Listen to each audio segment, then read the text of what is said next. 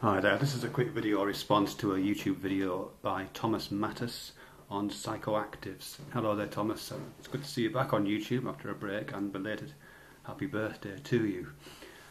Great video, thanks very much for that. Well, there's a couple of things which I found really interesting on this, and I can perhaps convey some of my own personal experiences with psychoactives from when I was much younger, of course. The first is to do with set and setting, which is the kind of holy trinity of drug responses, which I think Timothy Leary coined, setting and dosage, and the significance of set and setting. And the other is this term aesthetics, which you use, which I want to pick up on.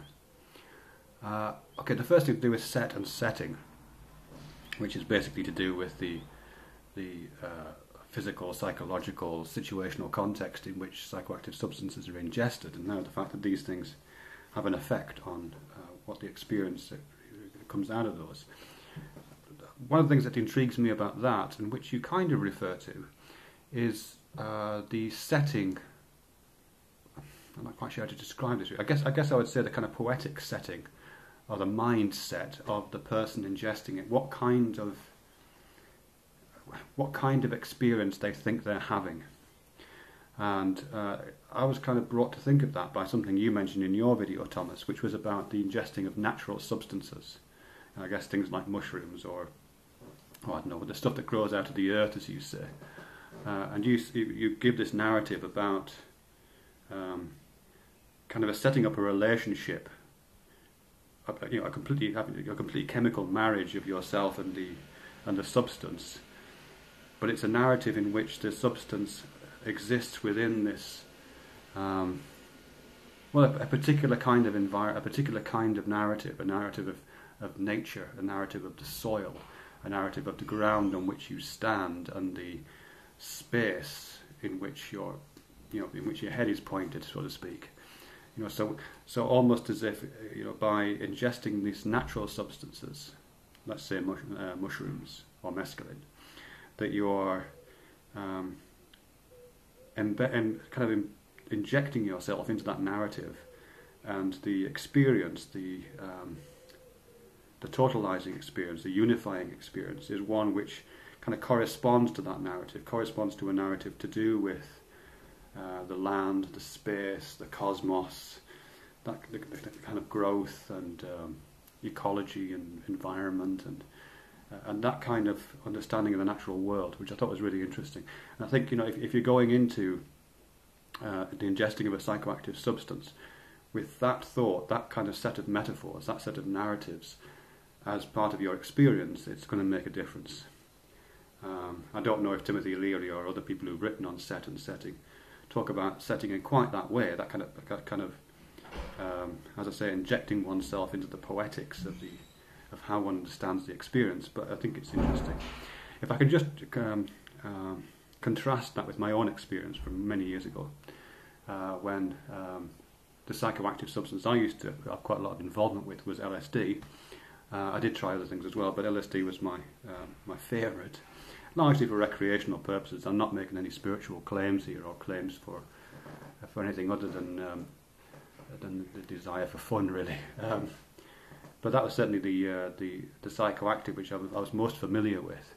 And of course LSD is the product of a laboratory, and I had very little to do with natural substances. I did try some natural substances, but as I say, the psychoactives I had most familiarity was the psychoactives of the laboratory, and very evidently so. You kind of know about them, and I did look into the chemistry of them, so I kind of know what the chemistry is.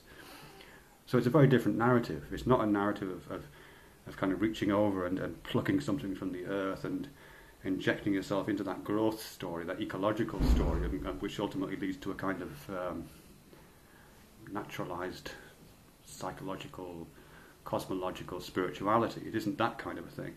It's a very different experience, but I don't think it's any less. I mean, maybe it's just to do with my own particular interest in science. Sorry about the banging, by the way, it's people closing doors outside. Maybe it's just because of my interest in science and my interest in the abstract and the conceptual. But the provenance of this stuff from laboratories, the provenance of lysergic acid diethylamide from from the bowels of science, from connections between these compounds and the periodic table and the molecular forces and the impersonal forces that structure the whole universe, if that makes any sense at all, is kind of my narrative. That's the kind of narrative I was involved in. I enjoyed the experience of being psychoactively affected, not by nature, but by not by nature in its kind of human scale growing processes, but nature in its cosmological, universal, kind of status, as a set of laws, as a set of abstract principles, as a set of strengths and weaknesses of molecular bonds, as a set of valencies, as a set of electron spins, as a set of rules conferring how compounds are put together. So that's my route, I guess. I'm not sure that makes any sense, really. I suppose I'm just, and this is where I'm interested in your phrase aesthetics, because I think there is an aesthetics, and I'm taking the term literally as a felt sense, the opposite of anesthetic. The opposite of being numb to the world, that kind of aesthetic. I think there's a temptation to think of the kind of scientific worldview as just that, as anesthetic, as being numb to the world and reducing it to a series of numbers and laws. But I would contest that, and I would say there absolutely is an aesthetics and the poetics of science, as I've talked about elsewhere.